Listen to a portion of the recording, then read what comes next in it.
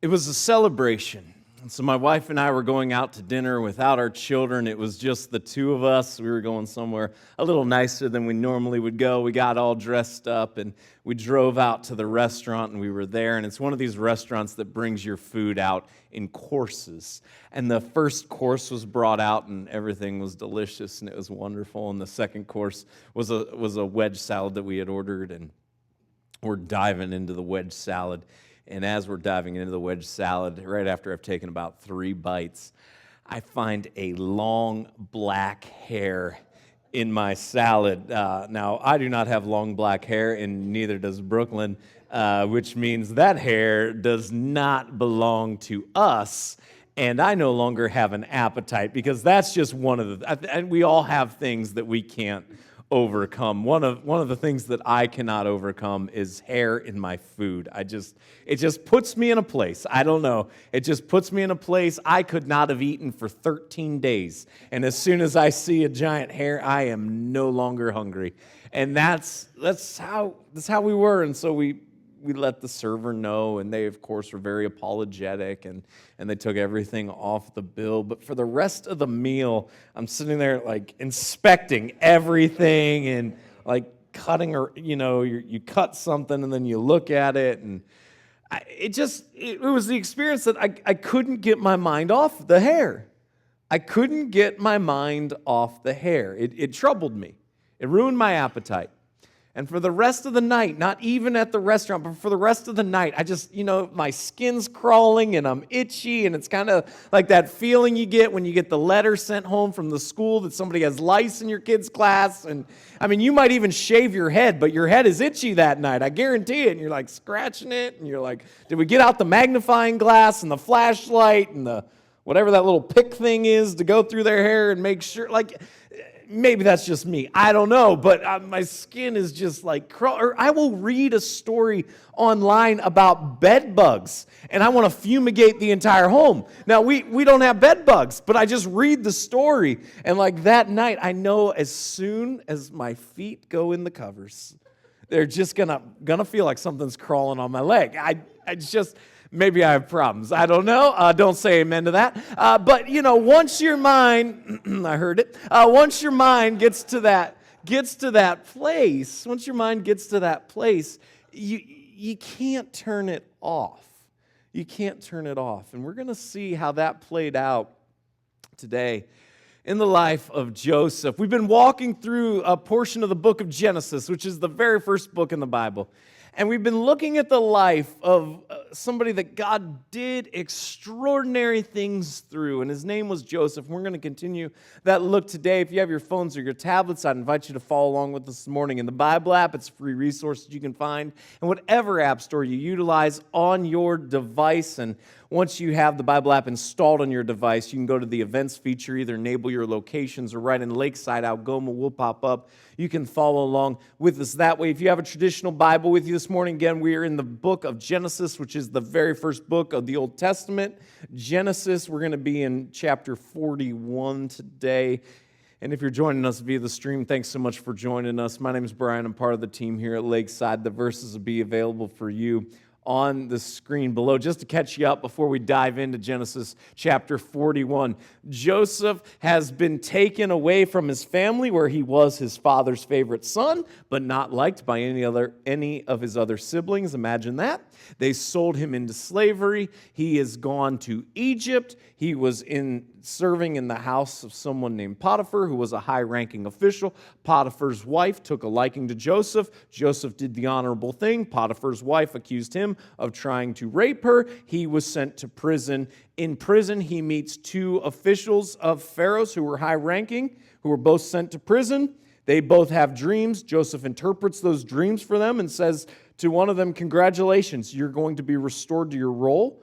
And to the other, "Congratulations, you're going to die in 3 days." So very different interpretations to very similar dreams. And Joseph said to the chief cupbearer, who he told would be restored to his position, "Please remember me when you are restored, and talk about me and talk about my circumstances and my situation and the fact that I've been falsely accused to Pharaoh."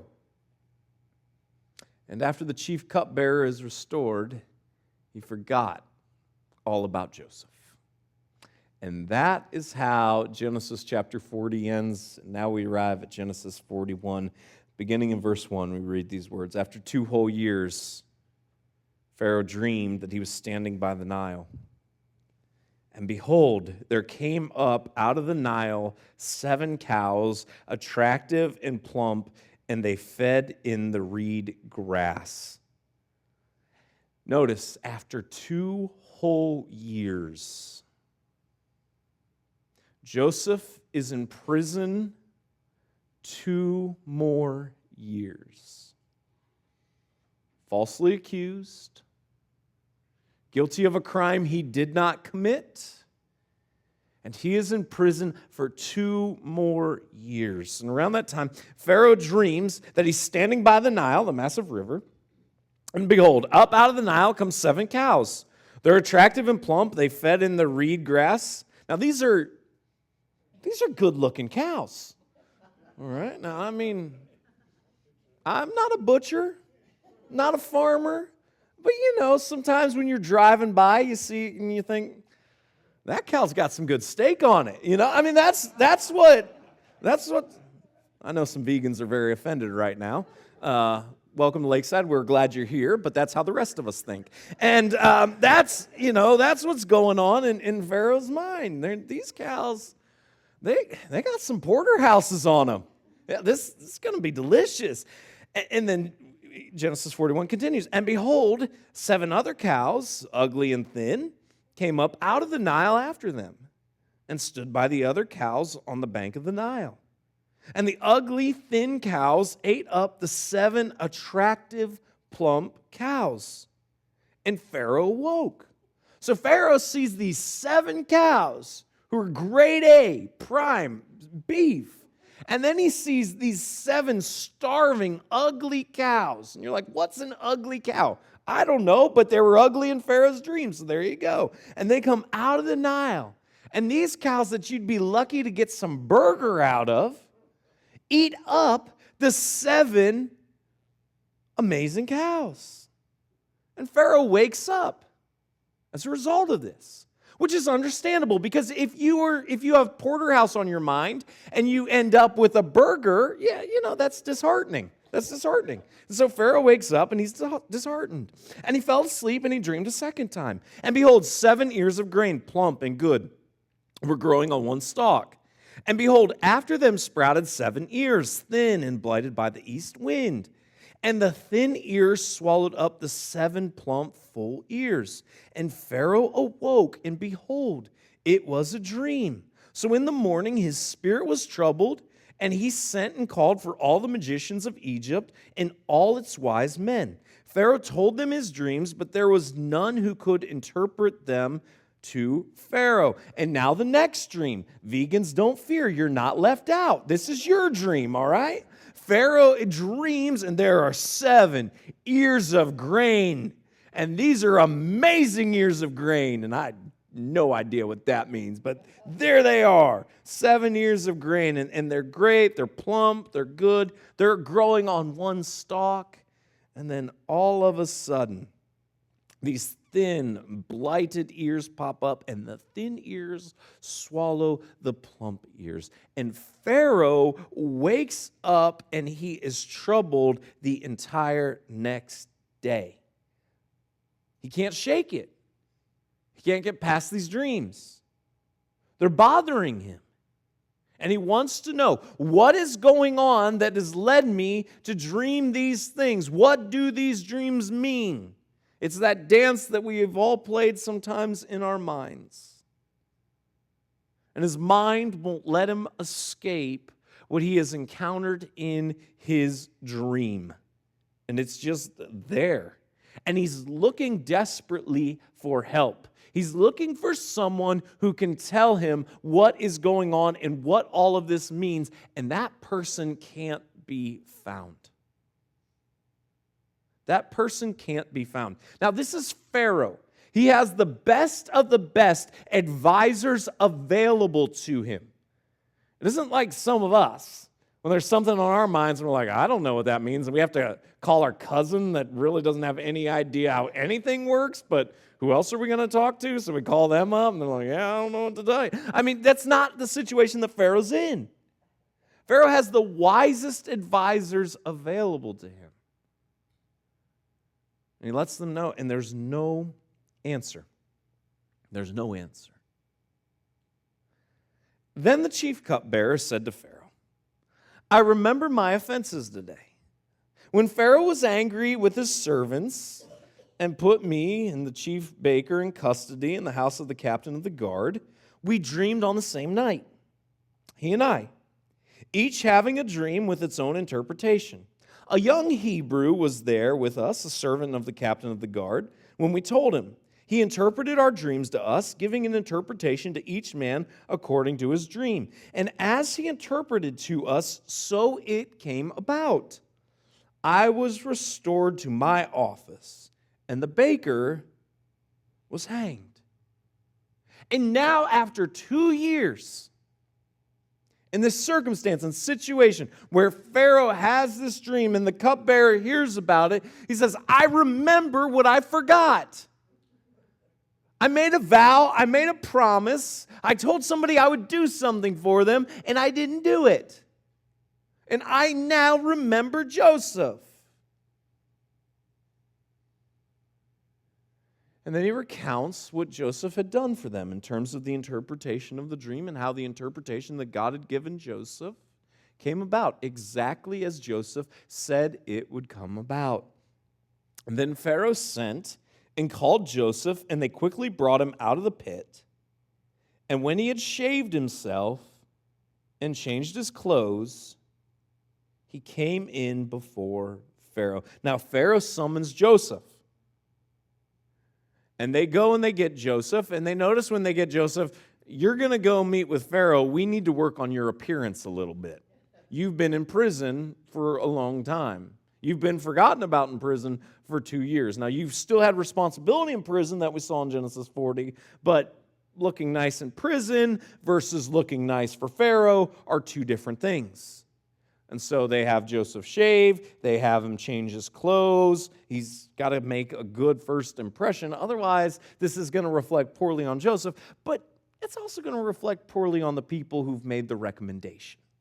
So Joseph gets ready, and he goes in and he has an audience with Pharaoh. And Pharaoh said to Joseph, I have had a dream, and there is no one who can interpret it.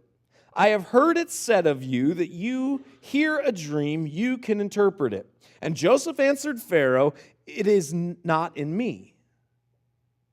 God will give Pharaoh a favorable answer. And notice what Joseph does. Because we saw this in the chapter before when he was interpreting the dream for the cupbearer and the baker. And Joseph once again leverages his platform for God's glory and God's fame. He doesn't look at this as an opportunity for him to be like, well, hey, I'm going to woo him with this. I am going to build the legacy of Joseph so that it's always going to be remembered. What he does is he deflects. And when Pharaoh says, I understand you have this ability, he makes it a point to stop and deflect to God, to whom all praise and honor and glory is ultimately due. And Joseph makes it a point to say, no, it's not me. It's not me. It's God through me. And then Pharaoh said to Joseph, behold, in my dream, I was standing on the banks of the Nile. 7 cows, plump and attractive, came up out of the Nile and fed in the reed grass. 7 other cows came up after them, poor and very ugly and thin, such as I had never seen in all the land of Egypt. And the thin, ugly cows ate up the first 7 plump cows, but when they had eaten them, no one would have known that they had eaten them, for they were still as ugly as at the beginning. And then I awoke. I also saw in my dream 7 ears growing on one stalk, full and good. 7 ears withered, thin, and blighted by the east wind, sprouted after them, and the thin ears swallowed up the 7 good ears. And I told it to the magicians, but there was no one who could explain it to me. And then Joseph said to Pharaoh, the dreams of Pharaoh are one. God has revealed to Pharaoh what he is about to do. The 7 good cows are 7 years, and the 7 good ears are 7 years. The dreams are one. The 7 lean and ugly cows that came up after them are 7 years, and the 7 empty ears blighted by the east wind are also 7 years of famine. It is as I told Pharaoh. God has shown to Pharaoh what he is about to do. Now, Joseph, having just told Pharaoh that he is, through a gift of God, is going to be able to serve him, but it is God who's ultimately doing it. And Pharaoh, who reminds Joseph that none of the wisest people in Egypt have been able to interpret these dreams for me, Joseph interprets the dreams. And the interpretation is, we're going to have 7 amazing years. We're going to have 7 great years followed by a severe famine. This is what God is telling us is going to come about. There will come, verse 29 says, 7 years of great plenty throughout all the land of Egypt. But after them there will arise 7 years of famine, and all the plenty will be forgotten in the land of Egypt. The famine will consume the land, and the plenty will be unknown in the land by reason of the famine that will follow, for it will be very severe. And the doubling of Pharaoh's dream means that the thing is fixed by God, and God will shortly bring it about. Now, Joseph hammers the point home. He hammers the point home, and he offers more details in the process about that. Now, therefore, let Pharaoh select a discerning and wise man and set him over the land of Egypt. Let Pharaoh proceed to appoint overseers over the land and take 1/5 of the produce of the land of Egypt during the 7 plentiful years, and let them gather all the food of these good years that are coming and store up grain under the authority of Pharaoh for food in the cities, and let them keep it. The food shall be a reserve for the land against the 7 years of famine that are to occur in the land of Egypt, so that the land may not perish through the famine. Now, Joseph shares a plan with Pharaoh. And I know some of you are thinking right now, okay, but why are we talking about this? This is fascinating and all that God worked in this. Just hang with us. Just hang with us, because we have to understand fully the plan. We have to understand all the details. All Scripture is inspired by God. It's there for a reason. It's there for the purpose. So, what does Joseph do? Just to give you a little more information. What does he do? He says, hey, let's structure this. Let's have a structure. Let's have a plan. Pharaoh, you are going to need to find someone that implements this strategy. You are going to need to go and enforce a 20% tax rate on people. And you are going to need to hold on to those supplies. Because you are going to have economic prosperity and abundance for a period of 7 years. And then after that time, there is going to be a severe famine like has never been seen before for 7 years. So build up a reserve. Have a reserve in place so that when the famine arrives, you are able to last through the famine. Now, the proposal pleased Pharaoh and all his servants. The Pharaoh said to his servants, can we find a man like this in whom is the Spirit of God? And then Pharaoh said to Joseph, since God has shown you all this, there is none so discerning and wise as you are. You shall be over my house, and all my people shall order themselves as you command. Only as regards the throne will I be greater than you. And Pharaoh said to Joseph, see, I have set you over all the land of Egypt. Then Pharaoh took his signet ring from his hand and put it on Joseph's hand and clothed him in garments of fine linen and put a gold chain about his neck. And he made him ride in his second chariot. And they called him out before him, bow the knee. Thus he set him over all the land of Egypt. Moreover, Pharaoh said to Joseph, I am Pharaoh, and without your consent no one shall lift up hand or foot in all the land of Egypt. And Pharaoh called Joseph's name Zaphenath-Paneah, and he gave him in marriage Asenath, the daughter of Potiphar, priest of On. So Joseph went out over the land of Egypt. Talk about your life changing in a day.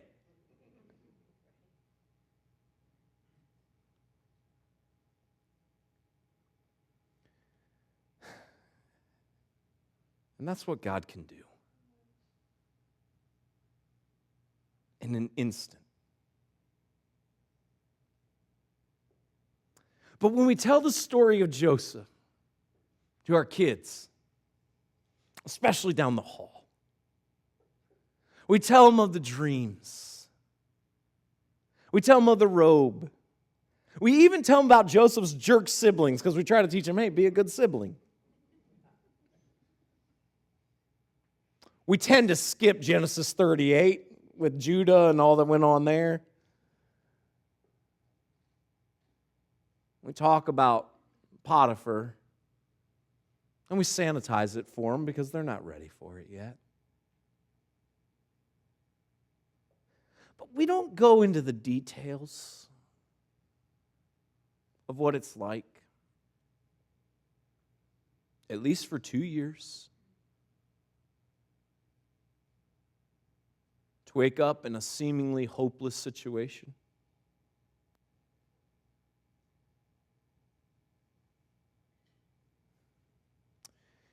In prison for not a short time. The minutes which turn to hours, which turns to days, which turns to weeks and months, and literally years of our lives that we can never get back.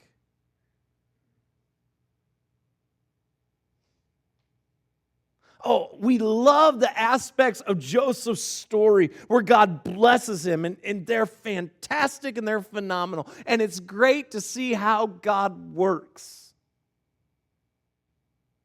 But sometimes when we're in the equivalent of the prison, we don't like God's plan very much. And sometimes it's because we can't see how God is working. And we can't see the final destination.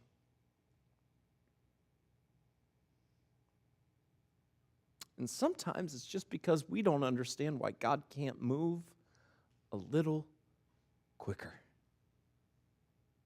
And what can happen in those times is we can become jaded very easily. We can lose heart. Our hearts can become hardened. The book of Hebrews tells us to guard ourselves because our hearts can become hardened. They can become calloused in a day. And when we have in our minds the promises of God, but when they don't permeate our hearts, and when we grow bitter and we grow anxious, and because we don't understand what God is up to, or because we don't like it because it isn't on our time frame, how do we respond in those moments? And then when there's an opportunity for us seemingly to take a step forward, are we quick, as Joseph was, to still deflect the praise? Are we quick to elevate the name and the glory and the fame of God? Or in our bitterness, do we start to think, no, I've worked really hard for this?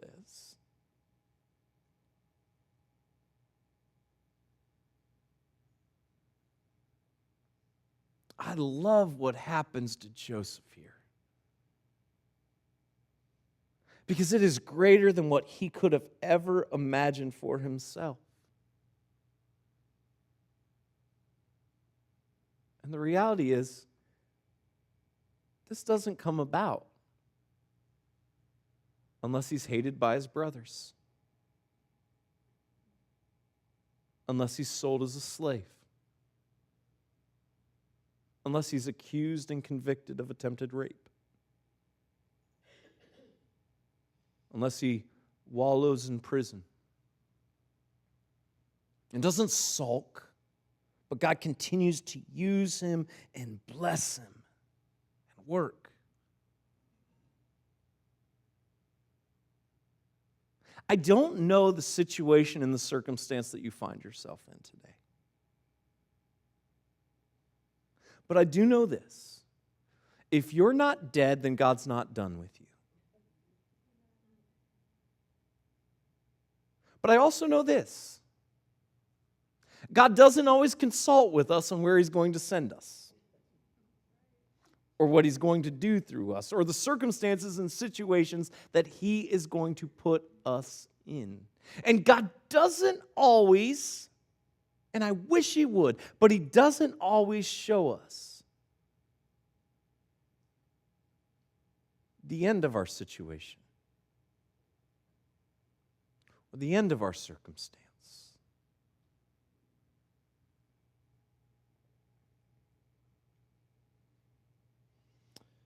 Joseph was 30 years old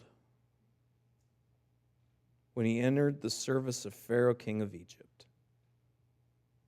And Joseph went out from the presence of Pharaoh and went through all the land of Egypt. Joseph was 30 years old when all this came about. Joseph was 17 when we were introduced to him in Genesis 37. 13 years of betrayal. 13 years of hardship. 13 years. For those dreams that God gave him in Genesis 37, seemed like his brothers were right all along when they laughed at him.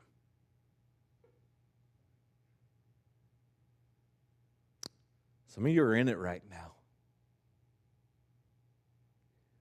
And the problem is you've been in it for a really long time. And you're tempted to lose heart.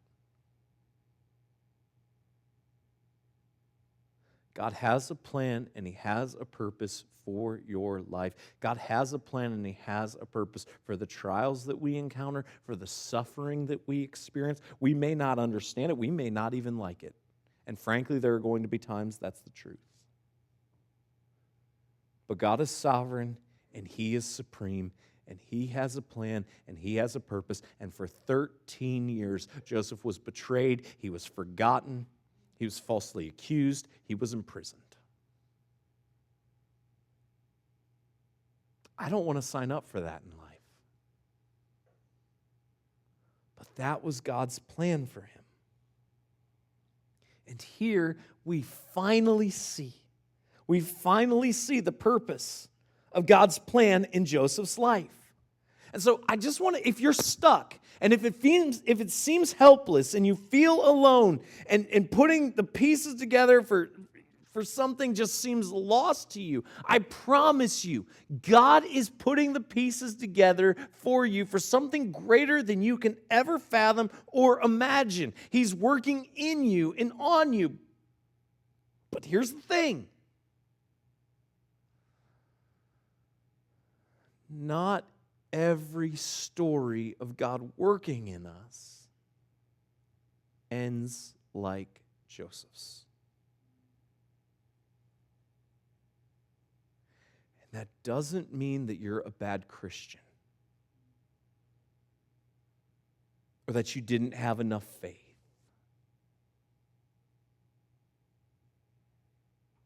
Or that you did something wrong. God has different plans and He has different purposes for us all. And the guarantee that I can give you is He's working on you. And the situations and circumstances that you will find yourself in. He is at work. During the 7 plentiful years, the earth produced abundantly. And He gathered up all the food that these 7 years which occurred in the land of Egypt, and put the food in the cities. He put in every city the food from the fields around it. And Joseph stored up grain in great abundance, like the sand of the sea, until he ceased to measure it, for it could not be measured. Before the year of famine, 2 sons were born to Joseph. Asenath, the daughter of Potiphar, a priest of On, bore them to him. Joseph called the name of the firstborn Manasseh, for he said, God has made me forget all my hardship and all my father's house. The name of the second he called Ephraim. For God has made me faithful in the land of my affliction. Now Joseph goes throughout the land and he implements his plan. He saves grain, so much grain that it can't be counted anymore. And notice, he remembers his journey. He remembers his journey and he considers his blessing. Manasseh means God has made me forget all my hardship and all my father's house. God has blessed me to the point where I forget all that I have journeyed and endured through. And some of us, that's true. And if that's true in your life, never lose sight of God's blessing. Never take it for granted. Ephraim means God has made me fruitful in the land of my affliction. And I just want you to notice, if you're experiencing success right now, if you're at a high point in life, if things are going great, this phrase will stop you from ruining yourself. That we see in both of his children's names. Because here is Joseph, now second in command in the entire country. And as he names his children, he makes it a point to name them, God has made me.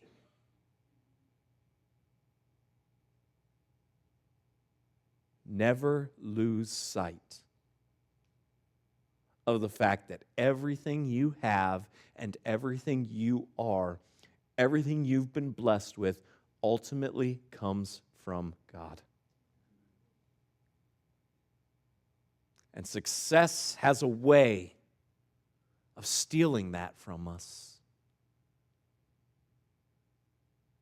Success has a way of making us believe the stories about ourselves and losing sight of this foundational truth. And if you don't want your success to ruin you, and nothing ruins people faster than success, then you make it a point to remember, just as Joseph did,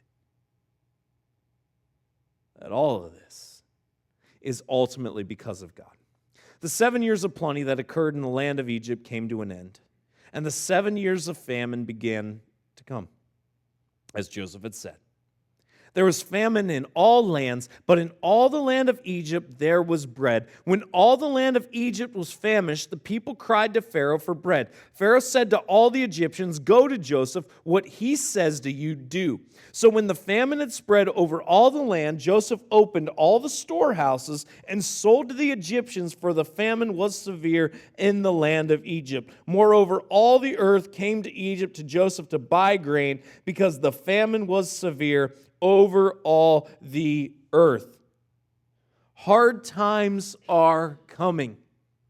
I don't say that because I'm a pessimist. I say that because I'm a realist. Recognize that we live in a universe that has been impacted by sin. And sin complicates everything. Everything. Everything is more difficult than it was originally designed to be. Everything is more complicated as a result of sin. And notice what Joseph does. He leverages his influence and position to better the lives of others. So he implements this plan where they tax everybody 20% of their grain, and then in typical government fashion, when people need it, they make the people come and buy what they've already taken from the people, and then but they keep them alive. And Joseph leverages his position to accomplish that.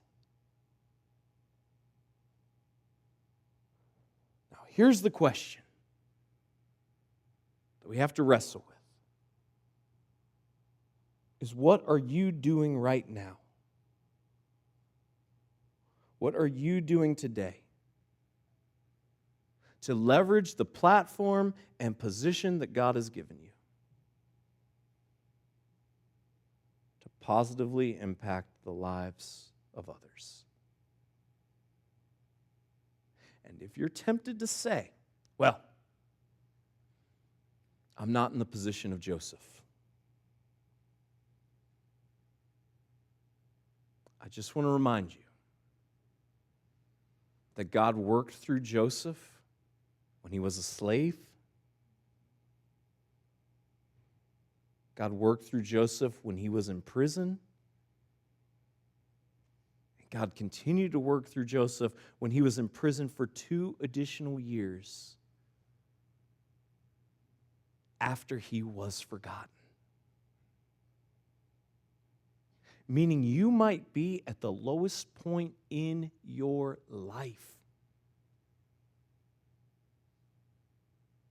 and you still have an opportunity to impact others for the glory of God. That is our call in life.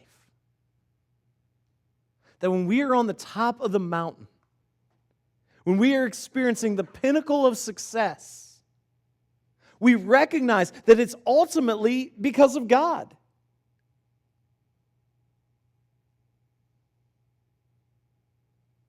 And when we are at our lowest, we recognize that even there, we can be used by God and glorify Him in our suffering. God, I pray that we would be people who, in the midst of pain, in the midst of heartache and hurt, do not lose heart. And don't lose hope. Pray for the people right now who have begged you to change their circumstances and their situations, who feel stuck because of how long they've experienced it.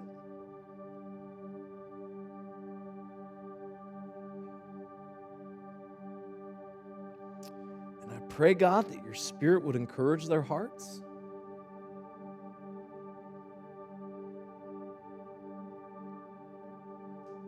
That you would remind them you have a plan.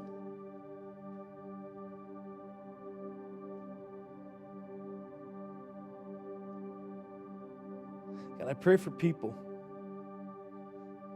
who are experiencing success like they've never experienced it before. And I pray that in their success, they wouldn't lose sight of the fact that it's a blessing and it's a gift from you. That success wouldn't be something that ruins them,